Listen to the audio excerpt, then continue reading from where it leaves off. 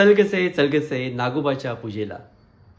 अर्थात नागदेवतेची पूजा म्हणजेच श्रावणातील शुद्ध पंचमी, नागपंचमी.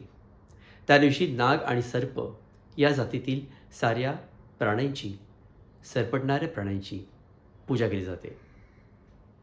धार्मिक महत्त्व म्हणजे काय, तर त्या दिवशी खास नागाच्या देवळामध्ये, नागदेवतेची जेवढं जिकडे जिकडे आहेत तिथे किंवा आरुळामध्ये नागदर्शनाकरता लोक जातात. दूध, फूल, लाह्या यांचा नैवेद्य दाखवतात आणि अर्थातच त्यांची मनोहर पूजा केली जाते. संपूर्ण दिवस उपवास केला जातो. घरामध्ये नागाच्या प्रतिमेची पूजा केली जाते किंवा चंदनाचे नाग पाटावरती काढतात, 7 किंवा 9. त्यातले 2 असतात तोकडे आणि बाकी असतात मोठे नाग. हे आपण सगळ्यांनी पाहिलं आहे, अनुभवलं आहे. हे झालं धार्मिक महत्त्व. परंतु त्याच्या मागचं शास्त्रीय कारण काय आहे? भारत देश हा शेतीप्रधान देश आहे.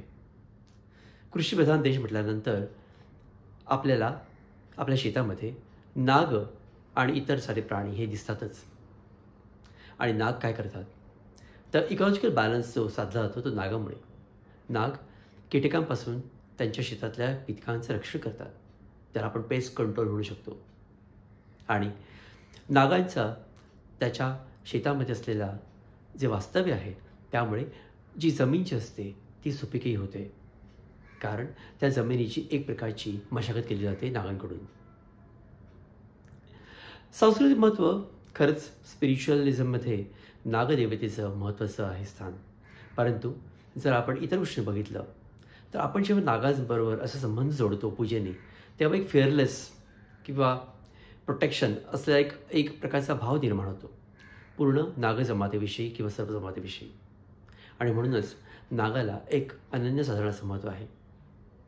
आपण त्याला दूध देतो, ज्याला आपण म्हणतो की आपण नागाचं एक प्रकारचं न्यूट्रिशियस फीडिंग करतो. पण नागाला दूध द्यावं की नाही यामागची शास्त्रीय कारण आणि मीमांसा फार वेगळी आहे. त्यात मी सध्या जात नाही. परंतु मला वाटतं नागपूजन, नागपंचमीचं पूजन हे एका प्राणीमात्राविषयी केलेला आपला आदर आहे, रिस्पेक्ट आहे. आणि संस्कृती जतन करताना आपण प्राणीमात्राचा देखील तेवढाच मोठ्या प्रमाणामध्ये नेहमी विचार करणं आवश्यक आहे. त्यात आपलं नाही तर साऱ्या सृष्टीचं कल्याण आहे. तेव्हा सगळ्यांना हॅपी नागपंचमी. नमस्कार.